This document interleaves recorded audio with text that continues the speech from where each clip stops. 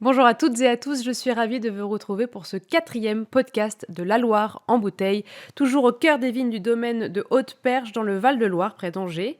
Nous poursuivons notre série de podcasts consacrés au réemploi dans les vins de Loire, dans le cadre du plan filière Vins de Loire 2030, avec le soutien d'Interloire. La filière des vins de Loire s'engage à réduire son empreinte environnementale. Parmi les solutions mises en place, le réemploi des bouteilles s'impose comme une démarche à la fois ambitieuse et concrète.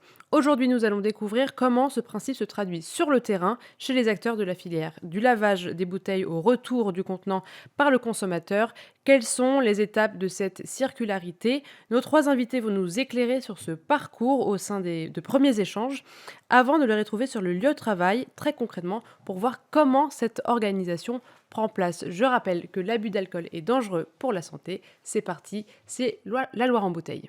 Pour ces premiers échanges, j'ai le plaisir de recevoir Dominique Martin. Vous êtes vigneron au domaine Martin. Merci beaucoup d'être avec nous. Bonjour Sybille. Yann Priou, vous êtes directeur général de Bout à Bout. Vous allez nous en dire un peu plus tout à l'heure. Merci d'être avec nous. Avec grand plaisir, merci pour l'invitation. Et Audrey Clisson, responsable marketing, communication et digital au sein de Loire Propriété. Merci aussi pour l'invitation. Yann Priou, est-ce que donc vous pouvez nous expliquer ce que fait Bout à Bout, et vous qui avez donc une vision assez globale de la filière, est-ce que vous pouvez nous dire à quel point la filière est sensibilisée au réemploi? Oui, donc Bout à Bout, c'est une société qui est spécialisée dans les boucles de réemploi. On opère la filière, on a 3 métiers, on accompagne des producteurs, des acteurs du vin, notamment dans la transition vers des bouteilles réemployables. Premier métier. Deuxième métier, on développe le réseau de collecte avec différentes solutions. Et puis la troisième activité, l'activité principale, on opère la filière. On collecte les bouteilles, on les trie par format et on les lave et on les remet en circulation. D'accord. Pour répondre à votre question de où est-ce qu'on en est aujourd'hui sur la filière et les vins de Loire, je pense qu'il faut regarder un petit peu dans le rétroviseur. Par le passé, la réutilisation des contenants en verre dans les années 60, 70, 80 était vraiment un standard. Et c'est vrai qu'on a vu... On a perdu progressivement et au profit des bouteilles plutôt orientées dans le recyclage et l'allègement des bouteilles. Et donc là, je crois que depuis quelques années, on voit un retour et le travail fait par Interloire, en partenariat avec tout l'écosystème, profite beaucoup à ce retour. Il y a encore beaucoup de choses à faire. En vrai, les acteurs qui font des bouteilles et des vins en bouteilles réemployables sont encore peu nombreux, mais je crois que ça permet de différencier leurs vins, de les mettre en avant, d'avoir une vraie démarche pour réduire l'empreinte carbone des bouteilles. Et du coup, ça fait des envies. On voit quand même de plus en plus d'acteurs qui rentrent dans la filière. Oui, donc il y a encore pas mal de pédagogie à faire. Indéniablement, oui. Dominique Martin, vous, en tant que vigneron, vous avez... on a eu pas mal de témoignages dans ces podcasts, mais vous avez un recul plus ancien dans cette dynamique du réemploi. Est-ce que vous pouvez nous raconter l'histoire du domaine Martin à ce niveau-là? Donc moi je suis dans la continuité de mes grands-parents, puisque eux ont commencé dans les années, comme disait Yann, dans les années 55-60 à faire de la vente en bouteille et de la récupération, puisque c'était automatique à l'époque, dans l'esprit de ne pas gâcher, tout simplement.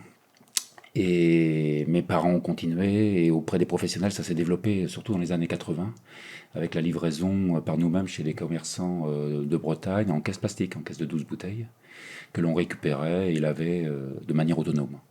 Voilà. Donc moi je continue. Et donc on est passé par des étapes un peu ringards, et puis maintenant on redevient à la mode sans changer de système. Et on trouve cela très pratique. Quand la logistique est réglée, ça marche très très bien. Mais pourquoi vous avez continué justement quand vous avez dit que c'était un peu ringard à un moment? Qu'est-ce qui vous a fait continuer dans cette voie-là? On est équipé, Ouais. ça c'est la première chose. Et puis chez les clients, tout simplement, eux, ils ont une facilité, puisque pas de déchets de carton à s'occuper, pas de déchets de bouteilles à s'occuper. On les retourne directement au domaine, nous-mêmes, de manière régulière. Voilà. Quand vous dites que vous êtes équipé, ça veut dire que vous avez quoi au sein de votre domaine? Pour les livraisons, les camions, enfin tout ce qui est conditionnement, et puis pour le lavage et l'embouteillage. D'accord, donc c'est vous qui faites les lavages au sein de votre domaine. Voilà, on est plusieurs. Mais... Oui. Et Yann Priou, concrètement, la consigne, est-ce que ce serait passé par la consigne, l'axe prioritaire, pour permettre de faire cette dynamique rentrer dans le geste quotidien? En fait, on parle souvent du retour de la consigne, c'est le slogan de Bout à Bout, le retour de la consigne. La consigne, c'est un dispositif avec un dépôt d'argent Quand on achète un produit, on dépose quelques centimes, 20 centimes par exemple, et ça incite au geste retour pour le consommateur. Donc le réemploi, bien souvent, la plupart du temps, c'est avec un système de consigne, je ne sais pas au domaine. Nous, c'est en dépôt chez les clients. Il n'y a Ouais, pas de facturation, défacturation. Ce sont des professionnels, c'est un petit peu différent du consommateur C'est ça. particulier. Et on les côtoie directement. Il y a un échange plus facile, j'ai envie de dire. Il n'y a pas d'intermédiaire. Parce que vous avez cet ancrage très local. D'une faut- part local et historique. Oui.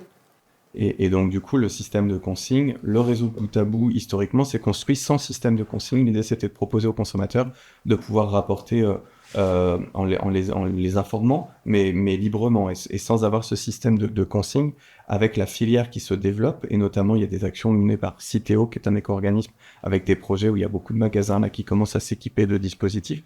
Tout ce dispositif-là est bien encadré dans un cadre avec de la consigne, principalement pour inciter les consommateurs. En fait, le fait d'avoir de l'argent à récupérer, forcément, ça augmente le taux de retour.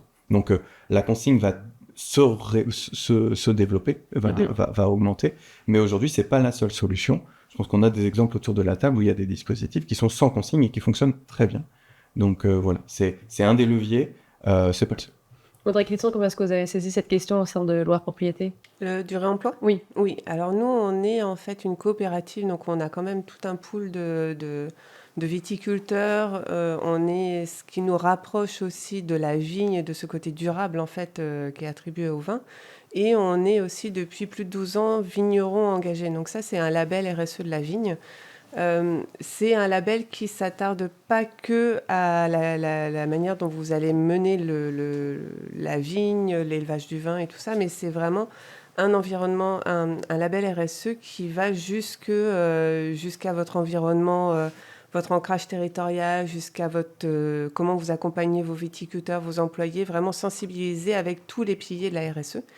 Et c'est ça qui nous a vraiment motivé pour aller vers le réemploi et avoir une démarche qui soit vraiment dédiée à l'une de nos gammes. Et c'est là-dessus qu'on s'est engagé il y a maintenant 18 mois et qu'on est en réemploi sur deux gammes complètes depuis le mois de décembre 2024. Ah oui, donc c'est-à-dire que vous avez plusieurs gammes différentes et puis vous en avez pris deux en spécifique. En fait, c'était assez logique. On a une gamme qui est engagée bio et qui est 100% bio. C'est la gamme tête de linotte et qui est distribuée dans la grande distribution. Donc ça, c'est la D'accord. première gamme qu'on a engagée dans le réemploi.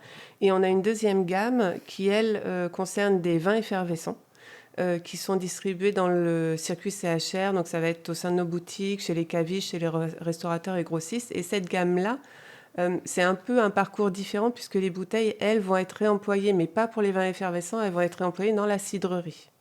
Donc on avait ces deux explorations à faire, en fait, et qu'on souhaitait faire. C'est vraiment ce qu'on a pu voir, nous, dans nos gammes et dans nos circuits de distribution. C'était ces gammes-là qu'on pouvait attribuer au réemploi, en fait. Et pour la gamme qui est destinée à la grande distribution, comment est-ce que ça s'organise du coup ce retour de la bouteille?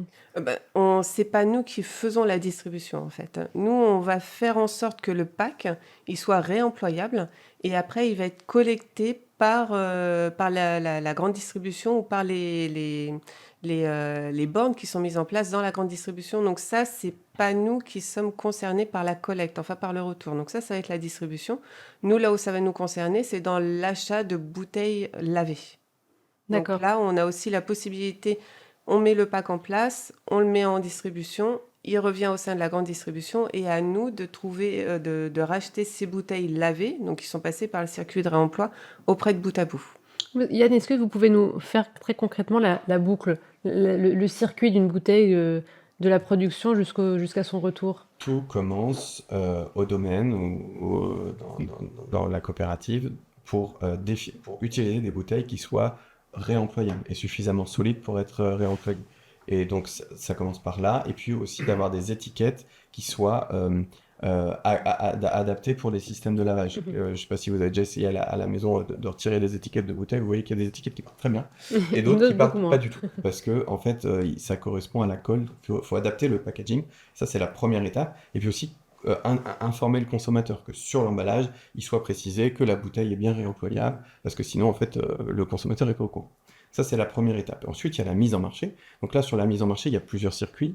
On peut être soit en café, hôtel, restaurant, donc là c'est domaine Martin, enfin voilà, qui peut être intégré, où on peut s'appuyer sur des sociétés qui font de la distribution boisson. Vous avez vu, je pense, dans d'autres émissions podcast, la société Le Fourgon qui propose un système de livraison reprise qui peut être aussi un autre moyen. Il y a de la vente au domaine, mais 60% aujourd'hui des vins et des boissons en France sont vendus en grande distribution. Oui. Et donc du coup, la grande distribution, l'idée c'est de pouvoir avoir des opérateurs de réemploi qui viennent équiper les magasins de systèmes pour récupérer les bouteilles. C'est encore quelque chose qui est en développement. On a réseau bout à bout 300 points de collecte. Avec Citeo se développe le dispositif Reuse, c'est 750 points de collecte dans le quart nord-ouest de la France. Donc le système se développe, mais ça reste encore quelque chose Sur lequel on peut travailler. Exactement, c'est pas dans tous les magasins. Et donc ensuite, une fois que le consommateur a acheté son produit, a vu que c'était employable, l'a rapporté, des opérateurs de réemploi et notamment bout à bout organisent la collecte. On récupère les bouteilles tout en mélange. On récupère du vin, du jus, de la bière, bref, des formats différents. Et donc le premier travail consiste à refaire des lots homogènes de bouteilles de vin transparentes, de bouteilles de vin brunes par exemple, ou de bière, de jus, etc. Et une fois qu'on a des lots, ensuite on réalise du lavage. On revérifie toutes les bouteilles, on les sèche et on les repalétise comme si elles étaient en sortie d'une verrerie.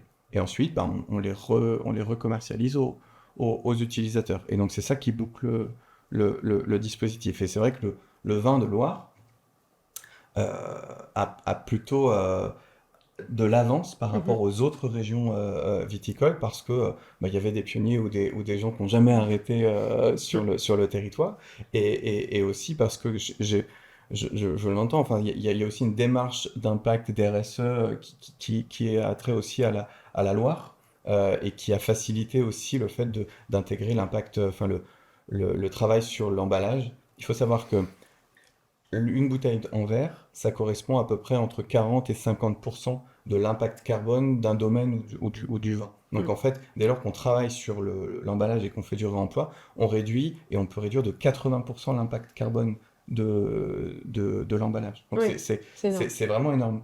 Et ce, avec un geste où en fait on n'envoie personne sur la Lune, c'est très simple. Ça a été pratiqué dans les... C'est tout à fait basique. Oui. C'est juste une petite prise de conscience. Exactement. Parce que c'est la facilité, mais aujourd'hui on est dans la facilité du jetable. On peut partir dans la facilité du réemployable. Il suffit de mettre la bouteille au bon endroit, on a besoin du consommateur. Mais comme le disait à l'instant Yann, c'est intéressant d'avoir des points de collecte pour pouvoir justement les réutiliser, avoir des acteurs qui les réutilisent. Enfin, tout est maillé. Et au milieu, il y a le consommateur qui doit jouer un petit rôle, mais qui est énorme au niveau du nombre de bouteilles sur une filière comme la nôtre. Et vous sentez, vous, que la filière, vraiment, maintenant, elle est embarquée dans cette question? Parce que peut-être qu'avant, vous vous sentiez peut-être un peu plus seul dans votre démarche. Maintenant, vous êtes un peu plus dans un collectif? Elle est embarquée, mais il y a encore du travail à faire. Il faut que, comme je disais, il faut que les consommateurs vraiment jouent leur rôle. Alors on peut peut-être les inciter par une consigne, peut-être avec des affiches, peut-être avec des choses, je ne sais pas. Comment ? Un podcast? Des podcasts, merci. Mais c'est surtout une prise de conscience. C'est pas vraiment sur le côté économique, c'est vraiment un côté de prise de conscience où il faut dire, aujourd'hui, bon, c'est logique de réemployer une bouteille, mais il faut la mettre au bon endroit. Et après, il y a des acteurs qui sont sur le terrain, qui vont faire le nécessaire. Voilà. Donc, moi, je trouve ça facile, mais c'est vrai qu'il faut un léger réflexe. Il faut faire passer le message. Mais vous êtes plus en contact avec des professionnels, donc vous n'avez pas forcément Pour ma part, besoin quelques personnes qui viennent au caveau, qui ont l'habitude de les rapporter. D'abord, ils nous rapportent. Du coup, eux, ils sont déjà sensibilisés. Oui, mais c'est une petite partie, plutôt une clientèle un peu plus âgée. C'est au niveau de la nouvelle génération où il faut... Chacun a sa petite poubelle de couleurs différentes, mais au niveau des bouteilles, il faut faire un geste un petit peu plus attentif pour la mettre dans le bon endroit, pour que la personne puisse la réutiliser, enfin la relaver et la réutiliser. Audrey Clisson, vous qui avez mis tout cela en place il y a un peu de manière plus récente qu'au domaine Martin, qu'est-ce qui a été le plus contraignant pour vous? Est-ce que vous avez dû avoir un accompagnement? Comment ça s'est passé? Alors, pour nous, le réemploi, pour nous, c'est vraiment une mission écologique, mais c'est un défi logistique, en fait, plus qu'autre chose, parce que on avait cette conscience de la bouteille qui est vraiment le petit côté noir de notre bilan carbone, puisqu'elle demande beaucoup d'énergie. Donc, on était passé sur la plupart de nos produits sur des bouteilles légères, passer en réemploi, ça veut dire qu'il faut passer sur des bouteilles plus lourdes. C'est Donc ça l'inverse. veut dire, oui, c'est exactement l'inverse. Et c'est un petit peu un défi parce que les bouteilles lourdes, elles existent, mais ça veut dire qu'il faut revoir le pack, il faut revoir le coût aussi de son pack, puisque la bouteille plus lourde est aussi plus coûteuse, plus onéreuse. Et il faut revoir donc la bouteille et il faut revoir aussi ce côté lavable des étiquettes. Donc ça, à la limite, si on regarde le cahier des charges de bout à bout, c'est très simple. On prend telle étiquette, tel col et ça fonctionne. Sauf que nous, dans nos vins, vous avez des vins rosés, vous avez des vins effervescents qui vont aller au passage au froid, c'est-à-dire dans vos frigos, qui vont aller dans un seau à glace. Donc il faut que la promesse consommateur elle reste, c'est-à-dire que l'étiquette elle tienne un minimum de temps sur la bouteille. Donc pour répondre à tous ces défis un peu logistiques, on va dire, ou de packaging, on a fait des tests. C'est-à-dire qu'on a eu une première étiquette qu'on a testée, on a regardé sa résistance, ça n'a pas fonctionné, on est passé sur une deuxième étiquette, une troisième. Et donc, on a fait différents tests pour être sûr que chez le consommateur, jusqu'au bout de la chaîne ou jusqu'au bout de son utilisation, il soit satisfait de l'expérience. Donc voilà, on a fait ces ajustements, il a fallu revoir notre pack produit, ça veut dire que sur la chaîne, ce ne sont pas les mêmes bouteilles qui vont être utilisées, ce ne sont pas les mêmes bouteilles qui vont utiliser les mêmes cartons. Donc, c'est plus pour nous un défi logistique pour remplir cette mission environnementale. Yann Priault, quelle serait la prochaine étape vraiment décisive pour permettre d'embarquer tout l'écosystème et que ce soit un changement d'échelle, quoi? Il y a plusieurs enjeux. On l'a dit à plusieurs reprises, le consommateur est au centre est clé. Oui. Donc il y a une nécessité à informer le consommateur, mais surtout à lui proposer une offre la plus large possible et des magasins qui proposent un dispositif de reprise des bouteilles. Donc premier élément, c'est le consommateur. Le deuxième élément, une filière de réemploi qui fonctionne bien. Il y a plein d'exemples partout dans le monde où le réemploi est un standard assez usuel, intégré. On pourrait penser à des filières de bière en Allemagne, en Belgique, ou tout le reste de la boisson dans les pays plutôt du Sud. Le verre, habituellement, il est plutôt lavé plutôt que recyclé. Enfin, les deux sont complémentaires. En tout cas, et quand on voit ces filières-là, l'élément important, c'est la standardisation. En fait, dès lors qu'on va converger vers des standards de format de bouteille de verre, dans le vin de Loire, si je vous dis vin de Loire, vous avez une forme de bouteille dans la tête. Dans les faits, il y en a plein de différentes, mais dans la tête du consommateur, une bouteille de vin de Loire, c'est une bouteille de vin de Loire, à quelques exceptions près. Donc, en fait, la standardisation est un élément aussi qui va aider à faciliter ce que disait Audrey, l'utilisation, l'appropriation pour les industriels. Et surtout, mon dernier point, c'est le modèle économique. Aujourd'hui, ce qui fait que la consigne et le développement du réemploi va se développer, c'est qu'en fait, on va réussir à avoir un modèle économique qui soit équivalent à celui d'une bouteille neuve ou demain moins cher qu'une bouteille neuve. Et c'est ça l'essentiel. Oui. Je pense que ça intéresse le consommateur, ça intéresse l'industriel, les vignerons, tout le monde. En fait, dès lors que le modèle économique fonctionne, ça va faciliter le développement aussi. Et ça, là-dessus, Citeo, les éco-organismes sont missionnés par l'État pour vraiment développer le réemploi, parce que, quand même, on parlait de l'impact carbone, il faut savoir aussi que la France importe 40% des bouteilles en verre qu'elle utilise. 60% est produit sur le territoire, mais 40% c'est de l'import qui peut venir de très loin. Et c'est de l'énergie. Une bouteille en verre, c'est de l'énergie. Ouais. Donc, dès lors qu'on arrive à relocaliser aussi, à reproduire et à réutiliser sur notre territoire, le bon sens, comme on l'a toujours fait et nos aïeux l'ont fait, on gagne aussi sur le long terme en termes de résilience pour nos modèles, pour les vins de Loire. Je pense que c'est intéressant aussi la résilience sujet. En tout cas, on va tout de suite aller voir sur vos lieux de travail comment ça se matérialise concrètement et comment est-ce que vous agissez. Donc, c'est parti pour cette deuxième partie d'émission. On le cherchait, ce geste simple à l'impact maximal. Et si ce geste, c'était tout simplement le retour de la bouteille ? Dans le secteur du vin, l'achat, le transport et même le recyclage du verre représentent une part importante de l'empreinte carbone des entreprises viticoles. Face à ce constat, le réemploi de la bouteille apparaît comme une solution prometteuse. Pour répondre collectivement à ce défi, l'interprofession des vins du Val-de-Loire, Interloire, a réuni un consortium de 11 opérateurs décidés à impulser le changement. Nous avons rencontré Audrey Clisson, responsable marketing, communication et digital chez Loire Propriété, producteur et négociant de vins de Loire. Son équipe a récemment adapté une gamme afin de permettre le réemploi des bouteilles, un investissement financier limité certes, mais qui exige une organisation rigoureuse. Là, on est dans la zone de production plutôt d'embouteillage et d'habillage de chez Loire Propriété où on produit tous nos vins. Ça fait depuis le mois de décembre 2024 qu'on est rentré dans cette filière du réemploi. Alors, on a dédié l'une de nos gammes qui s'appelle Tête de Linotte qui est 100% en vin bio et on a choisi de l'intégrer au processus du réemploi parce qu'on trouvait que c'était une suite logique en fait de donner encore un cran supplémentaire dans l'engagement à travers cette gamme. Et donc, cette gamme est produite ici sur le site que vous voyez derrière moi. Le vrai challenge pour nous, c'était la logistique parce qu'il y avait un pack produit à revoir.